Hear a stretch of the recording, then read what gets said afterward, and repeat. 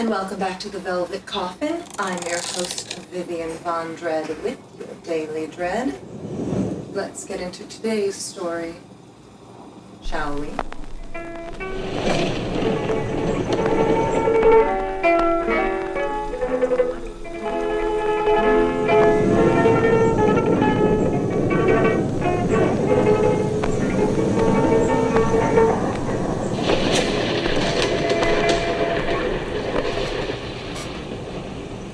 Today's story is titled Dark Waters. Warning: if you suffer from thalassophobia, this content may be triggering, so click on one of our other videos. What is this place? This darkened landscape before me? An archipelago unlike any I have ever seen before. There are paths that lie just under the water's surface, like a vast, submerged network linking the islands together. It's difficult to tell if they are naturally formed or artificially created, though their patterns would suggest the latter. Deep water surrounds them, an expansive abyss that fills me with intense anxiety if I were to stare at it for too long, as if something could be staring back, hidden behind a murky cloud, curtain of predation. I decide to walk the shoreline. The water sits deathly still. No ripples touch its surface, for there is an absence of any form of breeze stirring in the air, nor is there any kind of natural force ebbing the tide in and out.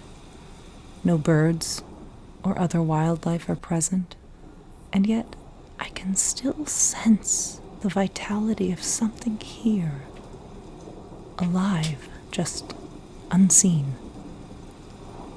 Despite its barren surface, this island still imposes a feeling of possession over me, like the very land itself is sentient, with the waning sun overhead as its eternal observer.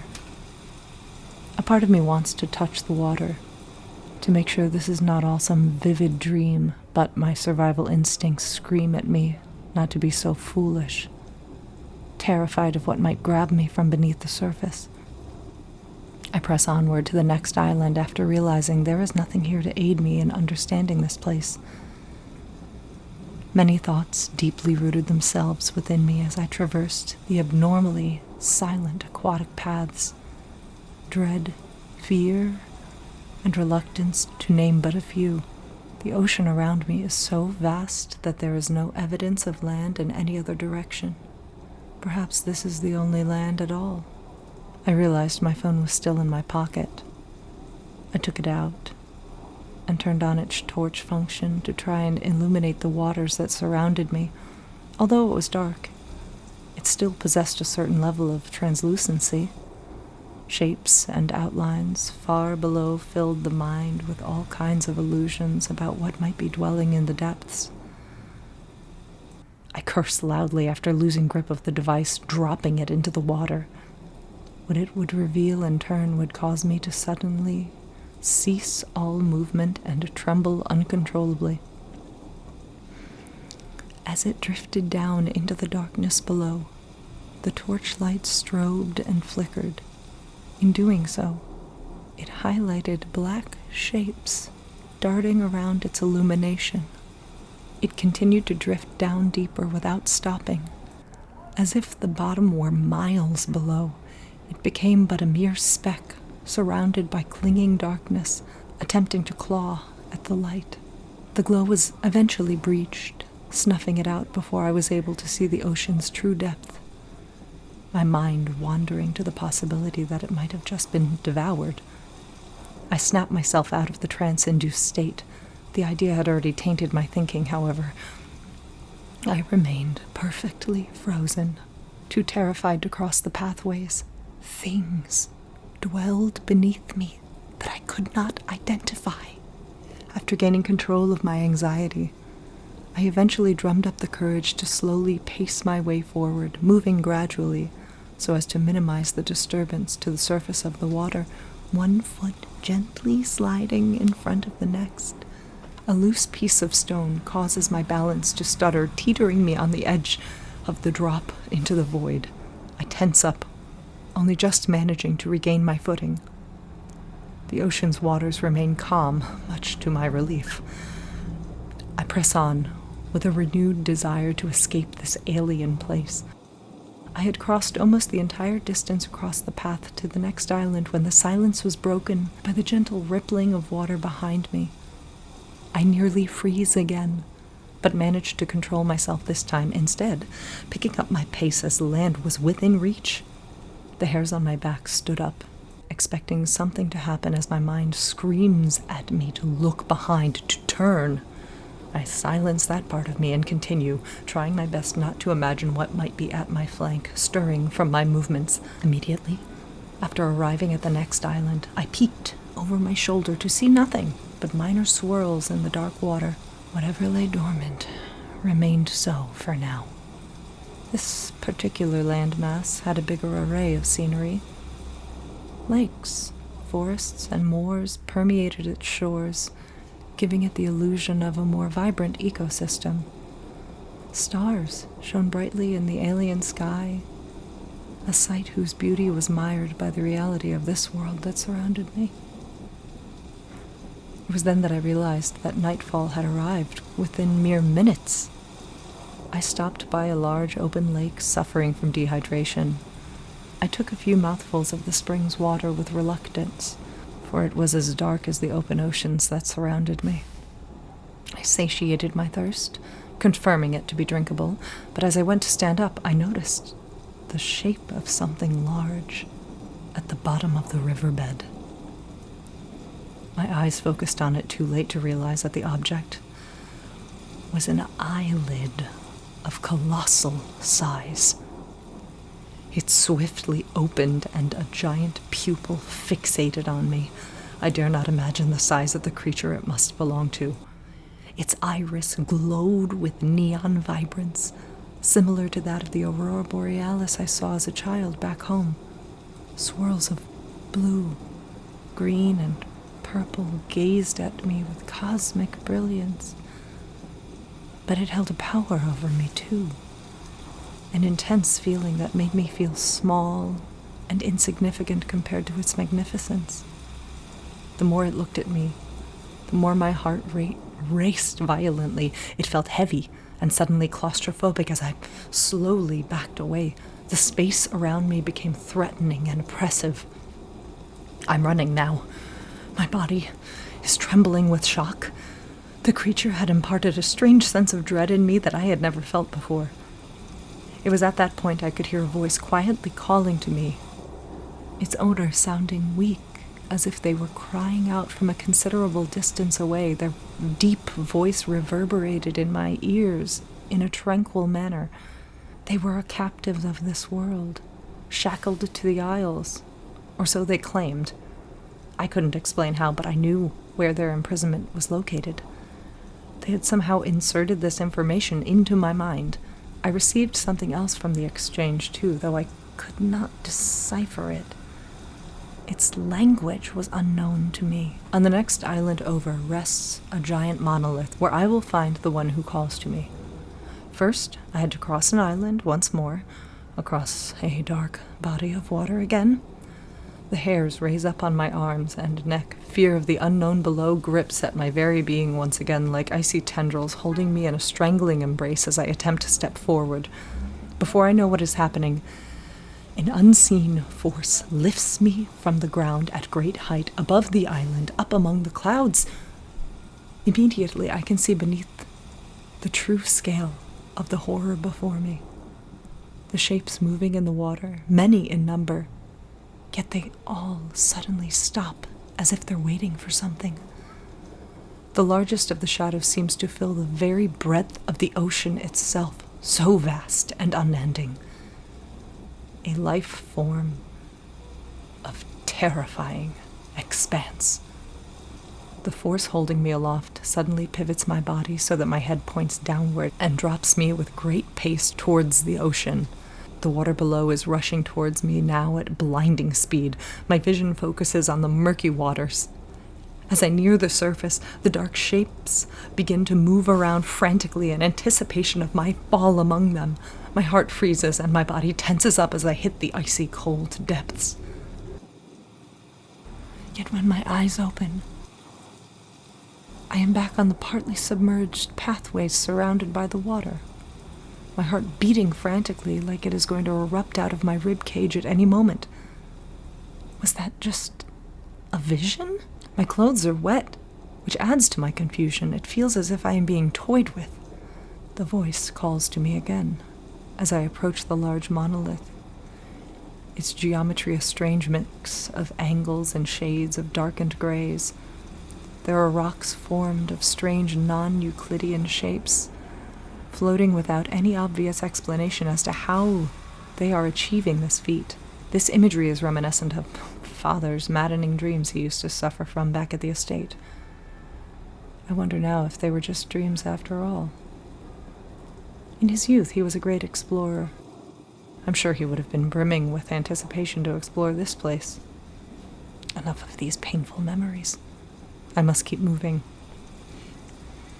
The ancient crumbled artifact acts as a beacon as my eyesight blurs around me. It remains true, forcing my focus on its splendor.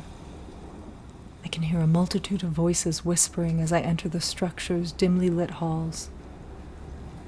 They do not seem to want me here.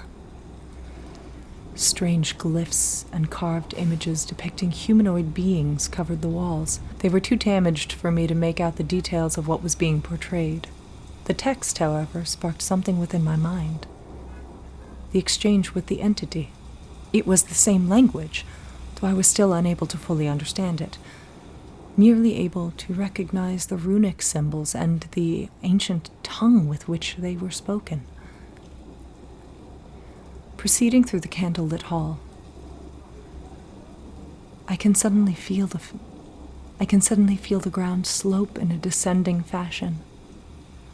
By a certain point, I feel as if I must be below sea level, as the great expanse of water can be heard swelling against the walls, accompanied by the thrashing of the large entities aimlessly drifting through it. My awareness of the danger is amplified, for but a small rupture in the structure, and the dark abyss would come flooding in on me. I approach a dimly lit room, seemingly consisting of nothing but concrete walls, but upon closer inspection, I deduce one of them to be made of glass. I could see the nothingness on the other side, and as I stood trembling at its obsidian majesty, a large mass gradually drifted up to the glass. Once close enough, I learned the identity of this world's prisoner. Its giant pupil uncomfortably fixated on me once again. It tells me I must activate the terminal behind me to free it of its eternal torment. Then it will help me find a way home. My instincts knew to treat its promise with a certain level of contempt, but I just wished to be back in the warmth of my estate, away from this cold, hollow world. I wanted the nightmare to end. So I pressed the release button on the terminal with hope that the entity spoke the truth. Instead, I am greeted with instantaneous panic as water begins to flood the chamber around me. My fears confirmed that this had all been an elaborate ruse in order to get me to free it from its confinement. It has reached my shoulders now. As I wade upwards to escape this godforsaken structure, the lights on the walls are snuffed out by water, leaving me in complete darkness. I hear something thrashing in the water behind me. I need to get out of here now. The ground begins to rumble as I reach the surface. A deep, bellowing roar emanates from the depths moments before I see the colossal beast rise up out of the ocean. It laughs in a deep, bellowing tone and proclaims my new home is the sweet embrace of the cold abyss. As tall as a mountain, with tentacles emanating from every inch of its body's surface, The creature's neon eye focused on me with an intensity I was unaccustomed to, almost as if it were looking into my very soul in judgment.